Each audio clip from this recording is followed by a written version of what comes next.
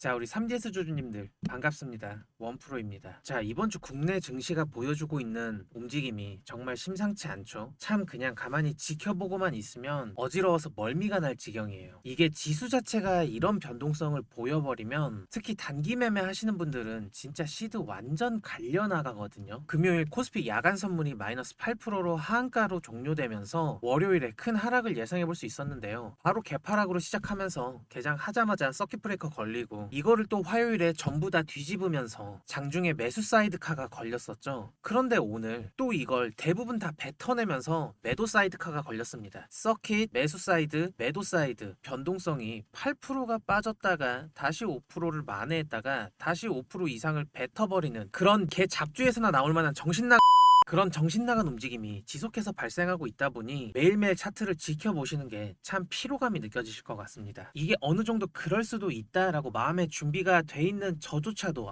진짜 장난 아니네, 너무 심하네, 이렇게 느낄 정도인데 우리 주주님들은 오죽하시겠습니까? 어제 나스닥도 마이너스 4%를 찍었다가 겨우 살아 돌아왔고 필라델피아 반도체 지수도 어제 마이너스 8%까지 찍었다가 그랬다가 좀 만회를 하고 끝났거든요. 미국 증시도 지옥 같다 돌아오는 이런 변동성이 계속 반복되고 있는데 이게 전부 다 결국에는 이란 전쟁 때문 아니겠어요? 어제는 호르무즈 해협에서 미군 헬기가 격추됐다는 그런 이슈가 있으면서 증시가 완전 내려 꽂았었는데 곧바로 트럼프가 상황을 바로 진화시키면서 다시 다 만회하는 이런 어지러운 장세가 지금 몇 번째 반복되고 있냐고요. 이란 전쟁 시작하고 트럼프 입에서 협상 타결이 언급된 횟수만 37회입니다. 37회. 그래서 이제는 이 시장 자체가 전쟁에 인한 피로감을 조금 호소하고 있고 여기에 너무 내성이 생겼어요. 그러다 보니 이 전쟁이라는 키워드를 이 증시의 재료로 사용할 수 없을 정도로 상식적으로 납득하기도 어렵고 설명하기도 어려운 이런 변동성 시장이 계속 지속되고 있는 거죠. 물론 트럼프가 상황을 곧바로 진정시키면서 유가가 조금 안정이 됐고 오늘 밤에 발표된 CPI 결과에 따라서 금리에 대한 방향성까지 앞으로 나오게 될 텐데 문제는 이 요소들로 지수를 상당히 크게 흔들면서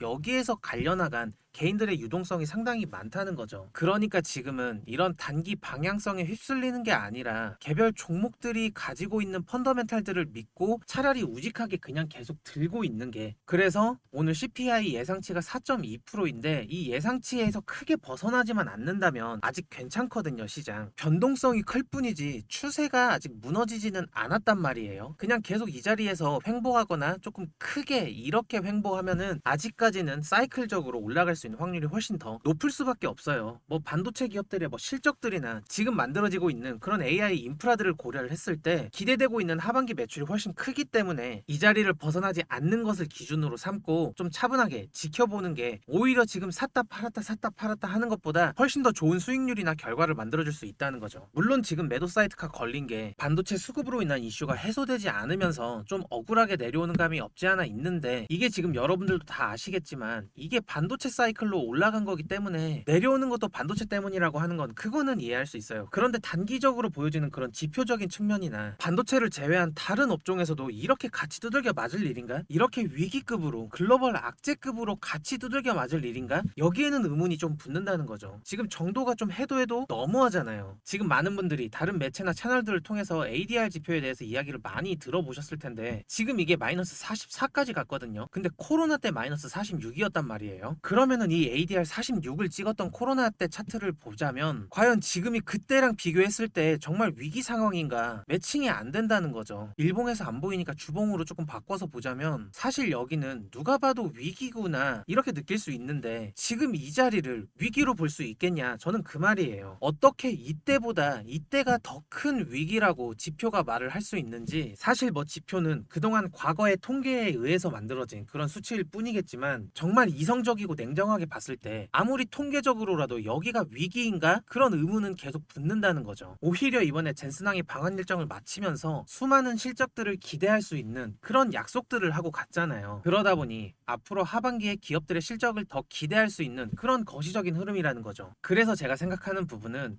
현재 시장이 통계의 범위에서 벗어난 오류의 영역이라고 보고 있습니다. 왜냐하면 통계라는 거는 결국 지난 시간 동안에 있었던 일들을 다 도합해서 이렇게 될 확률이 높고 저렇게 될 확률이 낮다, 이런 결과값을 수치화한 거잖아요. 그러면 그 통계에는 사실 100%가 있을 수가 없는 거고, 그럼 99%의 확률이 있다라고 가정을 했을 때 반대급부의 1%가 있을 수 있는 건데, 현재 시장이 그런 통계적인 오류에 해당하는 그런 수치이지 않을까, 아무리 봐도 그렇게 생각할 수밖에 없을 것 같아요. 이게 어떻게 위기입니까? 이게 어떻게 위기예요? 지금 지표가 말하는 그 위기가 코로나나 금융위기나 9.11 테러 같은 그런 상황이 아니잖아요. 그러니까 마음을 조금 차분하게 가다듬으면서 침착하게 타점들도 찾아보고 우리가 멘탈적으로 버틸 수 있는 그런 마인드를 좀 가져보자고요. 아시겠죠? 그런데 솔직히 우리가 객관적으로 대응해야 되는 그런 기준을 잡기 어렵거나 현재 시장 상황을 냉정하게 판단하기란 솔직히 어렵잖아요. 그런 부분들을 제가 여러분들과 함께 투자하면서 시황도 브리핑하고 기준도 설명드릴 테니까 원프로 채널 구독과 좋아요 누르셔서 여러분들 투자 생활에 직접적으로 도움이 되는 그런 정보들을 받아가시라고요.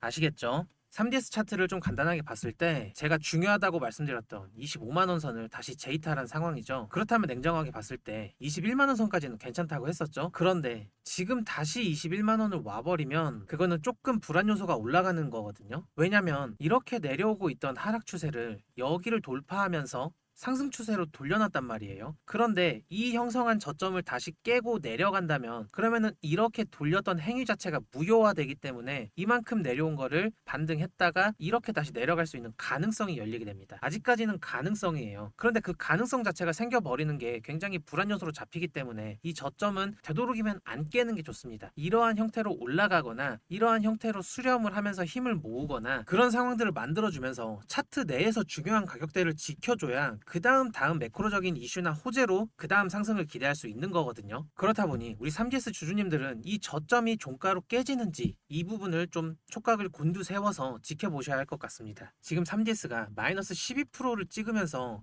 시장에 매도 사이드카가 걸린 것보다도 더 많은 하락폭을 보이고 있거든요. 그냥 앞서 거시적인 상황들로 설명을 했을 때도 이런 것들은 너무나도 억울하단 말이에요. 지금 이렇게 내려갈 자리도 아니고 이렇게 공포를 조성할 만한 상황도 아니라고 판단하는데 이 구간을 반드시 지켜주면서 우리 3DS 주주님들이 기대하는 그런 흐름이 나오기를 저도 같이 지켜보고 있겠습니다. 그리고 차트적으로 이 자리를 계속 지켜내면서 좋은 흐름을 이어간다면 현재 젠슨항 방한 이후로 대기업들 간의 AI 경쟁이 좀 많이 심화되면서 보안과 관련된 그런 파트너십들이 많이 발표되고 있는 상황이거든요. 그래서 우리 3DS도 그런 흐름에 발맞춰서 이번에 새롭게 파트너십을 체결한 그런 업체들이 있는데요. 그 첫 번째 파트너는 미국 AI 보안 스타트업 엑스보우입니다. 설립된 지 딱 1년 만에 세계 최대 해킹 플랫폼인 해커원에서 존재감을 드러낸 기업인데요. 실제 해커들보다 훨씬 더 빠르고 정확하게 시스템의 취약점을 찾아내면서 세계 랭킹에 올라 화제가 된 AI 보안관 기업입니다. 그러면 우리 3DS가 엑스보우의 해킹 스킬을 어디다가 쓰느냐? 기업 고객들의 웹 서비스나 정보 자산을 대상으로 AI 기반의 모의 해킹을 할 겁니다. 옛날에는 이 모의 해킹을 화이트 해커들이 며칠 동안 밤새서 취약점을 찾았다면 엑스보우의 AI는 단 몇 초 만에 취약점을 정밀하게 찾아내는 거죠. 여기에서 빈틈이 발견되면 3DS가 곧바로 보안 작업을 해버리면 되니까 악성 해커들이 엄두도 못 내도록 철벽 방어를 치겠다는 거예요. 그리고 다음 두 번째 파트너는 국내 최고의 클라우드 보안 기업인 테이텀 시큐리티입니다. 사실 요즘 대기업들도 아마존이나 마이크로소프트나 구글 클라우드 시스템을 이것저것 섞어서 멀티로 쓰는데요. 그러다 보니 보안 관리가 전혀 안 되고 한눈에 들어오지도 않겠죠. 여기서 테이텀 시큐리티는 여러 클라우드 환경을 통합해서 관리하고 실시간으로 감시할 수 있는 그런 기술을 가졌습니다. 3DS가 이 보안 기술과 협력하게 됐으니까 이제 기업 고객들한테 통합 관제탑을 선물하게 된 거죠. 차후에 접근 권한 관리나 공동 개발까지 근본적인 협력을 더 늘려간다라고 하니까 앞으로 발전할 시너지가 장난 아닐 겁니다. 3DS는 이번 파트너십을 통해 AI 기반으로 취약점을 미리 예방하고 상시로 모니터링을 돌리면서 사고가 나면 곧바로 사후 복구까지 해버리는